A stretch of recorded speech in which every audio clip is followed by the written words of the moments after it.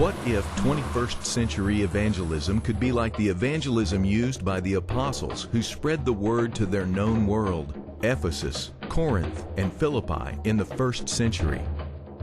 What if the use of foreign missionaries was limited to teaching local evangelists to spread the gospel in their own lands, establishing Bible colleges to train and support them, and returning only occasionally to augment their work and to fellowship with them as fellow Christians?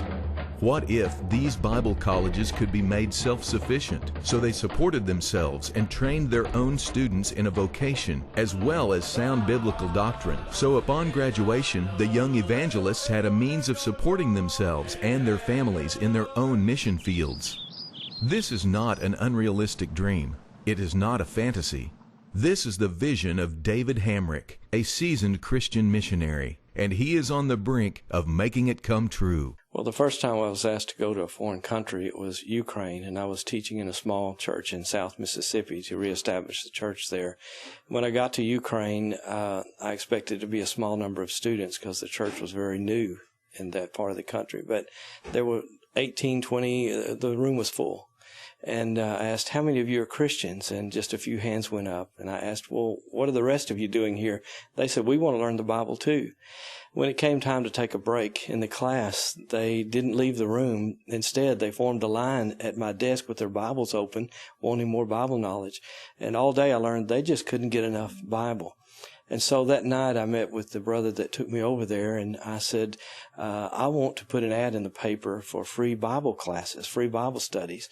And he said, you can't do that. I said, why? He said, well, hundreds, maybe thousands will show up. And what are you going to do with all those people? And who's going to follow up when you leave? He said, your time is better spent training these young people to take the gospel to their own people. They can do much more in a lifetime than you could do in 2 weeks.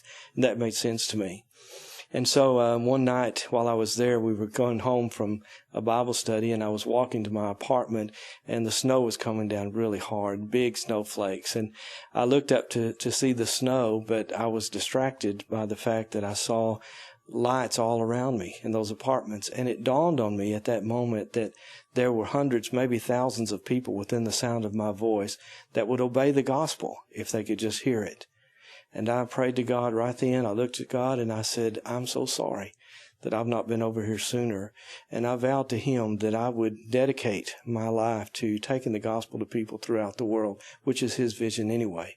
And it was a life-changing experience for me. Over the last 10 years, David Hamrick has successfully established 18 Bible colleges in some of the most remote parts of the world. 17 are still in operation today, reaching people who could never be reached by the traditional methods of the modern church. This isn't Kansas. Differences in culture and language can lead to sudden and unexpected misunderstandings. On one of my many trips to Tanzania, East Africa, I had the opportunity to visit a Maasai village. So we get there and the men are out hunting, and so it was just the women and children in the village. And we asked if we could see their homes or look around or whatever, but they were not very cooperative at all. And so I happened to have a small bag of Skittles candy, and so I offered them all some candy, and it was amazing. The women, everyone came over. They all got one small piece of candy, and after that they were extremely friendly and very cooperative, and actually offered to let us. They said, do you want a song, music, or do you want to look in our homes? And so we wanted music. And so you've probably seen them on television where they jump up and down as they sing, and that's what they did. It was very entertaining. But then the men came back to the village from hunting, and I wanted to take some pictures of the men, and I asked if we could take their picture, and I thought that they said yes. I thought they understood what we were doing. So when I took the picture, they became very irate and very aggressive, and we actually feared for our lives, but we were able to escape without being harmed physically. But it was a pretty frightening experience. In the most fertile mission fields around the world, traditional religions including voodoo charms and idol worship are still practiced by a sizable portion of the population. These are not circumstances where short-term mission trips or outside missionaries can effectively establish and maintain churches. Christian Global Missions has answered the call to raise the funds necessary to establish world-class colleges of preaching around the world to serve as outposts from which the gospel can be taught by local people to local people in the mission field.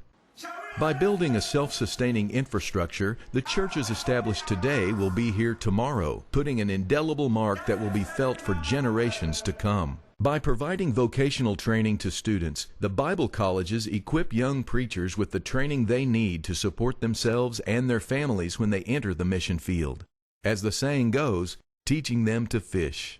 The approved bachelor degree programs offered by the World Bible Institute of Georgia include hermeneutics, Greek, and the many other subjects you would expect to find at an accredited undergraduate program. It's not an easy program, and the waiting list grows all across the globe.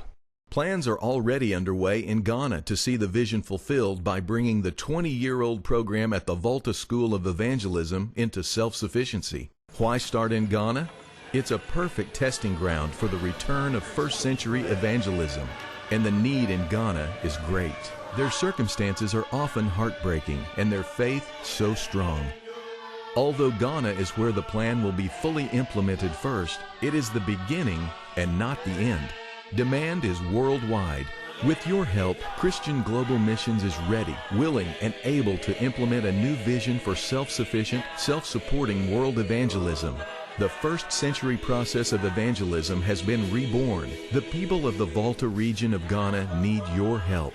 The lost around the world need your help. Won't you join us in this exciting adventure in world evangelism? There is quite simply no better, more efficient, or meaningful way for you to fulfill your role in carrying out the Great Commission. Will you join our cause today?